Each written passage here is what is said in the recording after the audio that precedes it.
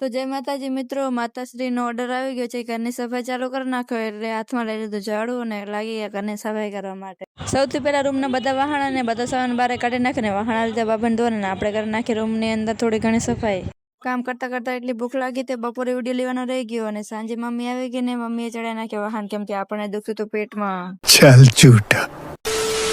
બીજા દી સવારે વાહણ અને બીજો બધો સામાન રૂમમાં તો ગોઠવી દીધો પણ હજુ રહોડો અને હોલ તો બાચી જ પડ્યો હતો. साला ये दुख का खत्म नहीं होता बे।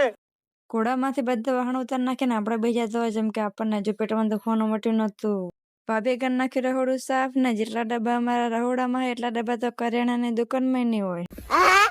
રસોડાની સફાઈ થઈ ગઈ પણ હોલ હજુ બાચી પડ્યો હતો એટલે હોલની આવી હાલત જોઈને મારી હાલત થઈ જતી ખરાબ અને આ જોઈને તો મને વધારે પેટમાં દુખતું. साला ये दुख का खत्म नहीं होता बे। ફાઇનલી આખા ઘરની સફાઈ થઈ ગઈ અને થઈ ગયો જમવાનો ટાઈમ અને બેસી ગયા જમવા.